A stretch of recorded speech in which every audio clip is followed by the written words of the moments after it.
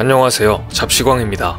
영국을 시작으로 빠르게 확산 중인 변이 바이러스가 유럽, 아프리카, 아시아, 호주, 중남미를 넘어 미 대륙까지 상륙해 비상이 걸렸습니다. 세계 보건당국이 변이 바이러스의 확산에 바짝 긴장하는 이유는 무엇보다 바이러스의 전파 속도 때문입니다. 이 변이 바이러스는 기존 바이러스와 비교해 코일구 증상을 더 악화시키지 않는 것으로 알려져 있지만 전파력이 기존보다 최대 70% 가까이 높은 것으로 알려져 있습니다. 실제 각국에서 첫 영국발 변종 사례를 발표한 뒤 추가 감염 사례도 잇따르고 있습니다. 지난 25일 첫 변이 바이러스 확진 사례를 발표한 일본은 30일까지 모두 15명의 변이 바이러스 확진자가 확인됐다고 밝혔습니다.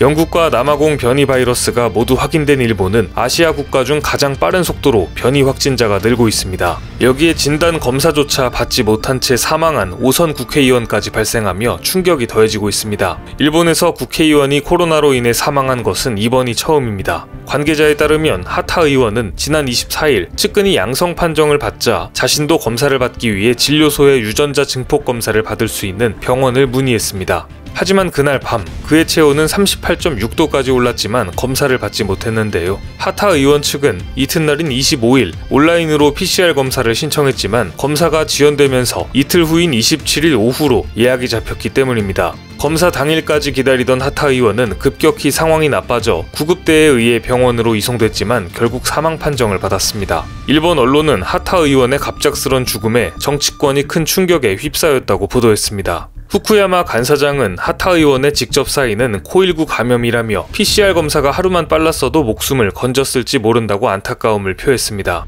이처럼 일본은 국회의원조차 PCR 검사를 당일에 받기 어려울 정도로 의료, 행정 시스템이 열악합니다. 하지만 일본 정부는 내년 2월부터 백신 접종을 시작할 것이라면서 현재 잘하고 있다고 자화자찬하고 있는데요. 백신 계약, 승인 절차 등 계획대로 순조롭게 진행되고 있으며 내년 상반기 전 국민 백신 접종이 완료되면 7월 도쿄올림픽 개최에도 차질이 없을 것이라는 게 일본 정부의 시각입니다. 그러나 일본 국민들조차도 이러한 백신 접종이 순조롭게 진행될지 의구심을 낳고 있습니다. 일본 정부는 백신 쿠폰을 발급하고 희망자가 지정 의료기관 등에서 백신을 맞게 한다는 방침인데 그간 일본 정부의 코일구 대응에 비춰보면 이를 실행하는 과정에서 많은 시행착오가 생길 가능성이 높습니다. 뿐만 아니라 일본 정부가 구상하고 있는 백신 접종 방법은 놀라울 정도로 복잡합니다. 일본 언론에 따르면 지자체가 백신 쿠폰을 우편으로 주민들에게 보내면 쿠폰을 받은 주민은 홈페이지에서 접종 가능한 시설과 예약 상황을 확인한 뒤 지자체나 병원 창구에 전화 등으로 직접 예약을 해야 합니다. 문제는 이 같은 백신 업무를 통합된 전산 시스템으로 일괄 관리하지 않고 각 절차마다 서로 다른 기관에서 따로 처리하는 것이어서 처리가 늦고 누락이나 중복 등 오류가 생길 가능성이 매우 높습니다.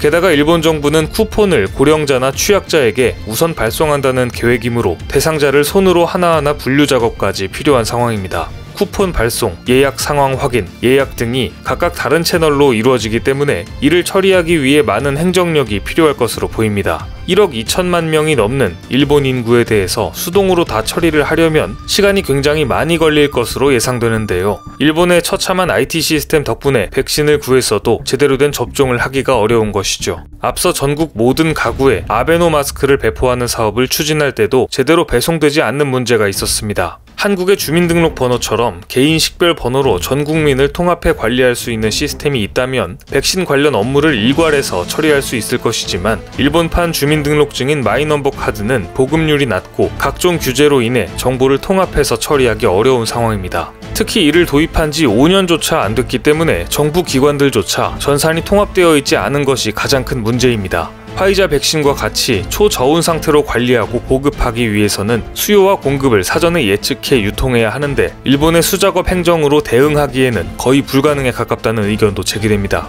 또한 현재 많은 의료기관과 당국이 코일구 확진자 발생 현황을 여전히 팩스로 취합하는 탓에 오류가 반복되고 확진자 수가 수시로 변경되는 실체에 비춰보면 백신 접종 과정도 마찬가지가 될 것으로 보입니다. 실제로 영국 조사업체 에어피니티의 최근 분석에 따르면 코일구에 의한 집단 면역을 확보해 사회가 일상으로 돌아가는 시기는 일본이 2022년 4월로 주요 선진국 중에서 가장 늦을 것으로 예상하기도 했습니다. 하지만 일본의 일부 언론들은 한국의 백신 계약 상황과 비교해 외에 일본보다 백신 확보가 느리기 때문에 한국은 혼란에 빠질 것이라는 등의 궤변을 늘어놓고 있는데요. 하지만 한국의 백신 접종에 의한 집단 면역 구축은 세계적인 추세에 비해서 늦지 않을 것이라는 전망도 나오고 있습니다. 심지어 미국이나 유럽에 비해서도 한국의 접종 완료 시점이 늦지 않을 것이라는 예측도 등장하는데요. 백신의 목적은 접종을 통해 국민의 60에서 70%가량 집단 면역을 이루는 것인데 오히려 한국이 제대로 접종만 돌입하면 기타 다른 국가보다 빠르게 끝날 것이라는 의견들이 나오고 있습니다. 실제로 백신을 선도입한 국가들의 접종 속도가 계획대로 되고 있지 않으며 늦어지는 상황이 연출되고 있기 때문입니다. 게다가 해외에서 백신 접종을 피하는 사람들도 늘고 있기 때문에 백신의 궁극적인 목표인 집단 면역을 형성하는 데는 상당한 시일이 소요될 것으로 보입니다. 가장 먼저 백신 접종을 시작한 미국만 봐도 그렇습니다. 미국의 감염병을 컨트롤하고 있는 파우치 소장도 CNN과의 인터뷰에서 지금까지 200만 명에게 접종한 것은 목표치보다 한참 아래에 있다고 밝혔습니다. 특히 지금 속도로 백신을 접종하면 미국 전체 인구 약 3억 3천만 명의 80%가 접종을 마치기까지 거의 10년이 걸린다고 뉴스는 전했습니다. 그 이유로는 백신 생산량 부족, 초저온 배송 미숙, 제반 인프라 부족을 꼽았습니다. 그리고 현재 미국에서는 백신 반대론자 들의 목소리도 커지고 있어 혼란이 예상되고 있습니다. 유럽의 상황도 좋지 않습니다. 유럽도 마찬가지로 미국과 함께 백신 접종을 시작했지만 전 국민의 60%가 백신 접종을 거부하고 있습니다. 영국의 경우 11월 조사에서는 80%가 접종하겠다는 의사를 보였으나 최근 급격히 줄어 약 20%만 접종하겠다고 밝히고 있습니다. 막상 백신 접종이 시작되면서 여러 부작용들이 전 세계에서 많이 나타나자 상황을 좀 더 지켜보겠다는 사람들이 늘고 있는 것입니다. 반면에 한국은 백신 접종이 시작만 되면 최고의 통합 전산 시스템 및 관련 인프라를 갖추고 있으며 국민들 또한 적극 협조를 하면서 빠르게 집단 면역이 형성될 수 있다는 의견들이 나오고 있습니다. 28일 정은경 질병관리청장 겸 방대 본부장은 국내에 확보된 백신 물량으로 내년 9월까지 집단 면역 형성이 가능할 것이라고 전망했습니다.